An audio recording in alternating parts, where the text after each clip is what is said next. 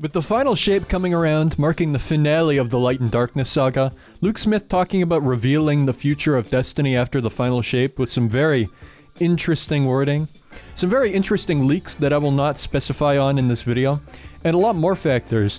It feels like Destiny 3 is coming, now more than ever. And I want to talk about what I think should and should not be in the game. I know that Destiny 3 is a divisive topic. Some people really want it, and some people really don't want it. And I really do mean really do not want it. There will undeniably be people arguing in the comments, and people being very upset at me. I will point and laugh. Alright, on to the video. I think I'll start off with one that will upset a lot of people. Destiny 3 should not carry over our items from Destiny 2, and I think as a matter of fact that we should play as a completely new character. Okay, the second thing, maybe not. I'm fine. It would be cool, but yeah, I'm cool with sticking with mine. Okay, the main reason is because Destiny 3 needs to be a different game. Not just Destiny 2 the second. I get you grinded out those items in Destiny 2. I also grinded out items in Destiny 2. A lot of them, as a matter of fact. But they're not going anywhere. You can just go back and play Destiny 2. D2 will end eventually no matter what anyways. It's not gonna go on forever. Plus, the dev time it would take to re-add all the weapons and exotics from Destiny 2 would take away significant amounts of time that could be spent developing new content. Destiny 3 needs to feel new, and having 7 years worth of Destiny 2 loot in it is not going to make it feel any sort of new.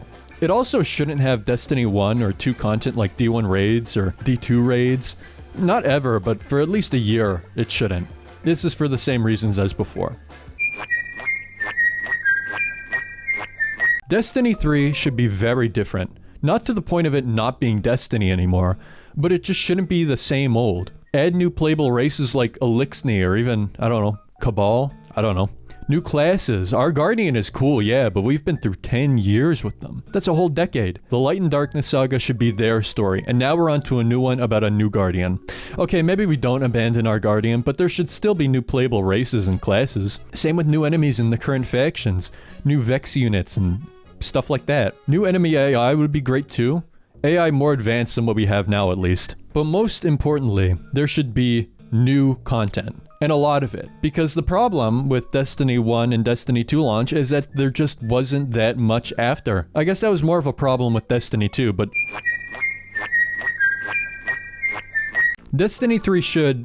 Actually, it's not even a should, it's a need.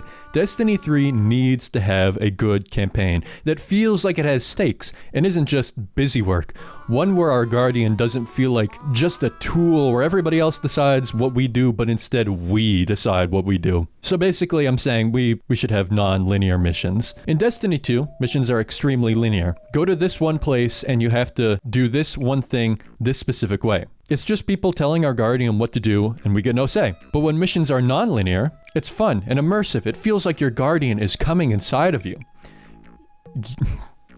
You are dictating what you do instead of Bungie. This is a short segment, but definitely needed. Destiny 3 should not be made in Unreal Engine. Oh, Tiger Engine was the engine they made Halo 3 on. Tiger Engine is hanging on by a thread. How about you Tiger Engine some bitches? The Tiger Engine is fine, and making Destiny 3 an Unreal Engine would be way more work than it's worth. Bungie built the Tiger Engine for this kind of game, and has built up these tools over the 10 years of Destiny 1 and Destiny 2. Oh, Tiger Engine is just the updated Blam engine that was made for Halo Combat Evolved in 2001. Unreal Engine was made in 1998, and you will never believe this, but both Unreal Engine and the Tiger Engine get this magical thing, a wonderful thing, called an update. If you genuinely believe that the Tiger Engine has not been updated since it became the Tiger Engine from the Blam engine after Halo 3, you are stupid, and I'm shocked that you managed to put your socks on in the morning. Just because you cannot see the version numbers like you can with Unreal Engine does not mean it's not getting updated. This is common sense. Using Unreal Engine for Destiny 3 would mean that they not only would have to negotiate with Epic Games, considering how large of a thing Destiny really is, but they would also probably have to modify Unreal Engine to work for Destiny 3. It's just not worth it. The people that work on the Tiger engine at Bungie are already trained to work on the Tiger engine. So to work on another engine would mean it would take even more time, since it's something they're not familiar with. I'm not saying all this to defend Bungie. They don't care that I'm saying this, and I don't care if they care or not. I'm saying this because you dipshits keep acting like Unreal Engine is the holy grail of all game engines, and the Tiger engine is this bedridden old sickly great-grandfather on hospice that is somehow still barely alive. Like the Jimmy Carter of game engines. Oh, how do you know that it's not? Who told you? Common sense. Something that apparently 90% of this community seems to lack. Plus, I use Unreal Engine. It's what I make my masterpieces in, my Picassos. This shit crashes more than a 16-year-old whose parents bought them a Mustang. Yeah, it's a great game engine, but it cannot stay open for the life of it. The problem with Destiny 2 is not the Tiger engine. The problems are Destiny 2. But that's a whole nother ballgame. This is Destiny 3 we're talking about, not Destiny 2. Alright, on to the next section.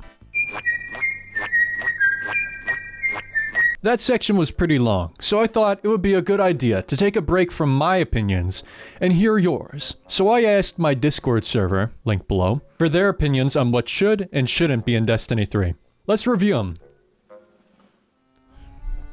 Now, I'm gonna have two sides. One are the good takes, and one are the bad takes. And each take will go into either good or bad. Alright, number one, we have no Thunderlord. I agree. As a matter of fact, I wholeheartedly agree. I think that this franchise, as a matter of fact, would be significantly better if that godforsaken machine gun was never mentioned ever again. Next up, we have bare feet. Okay, no, I asked you guys for them. What did I expect there to be? It's going in the bad column.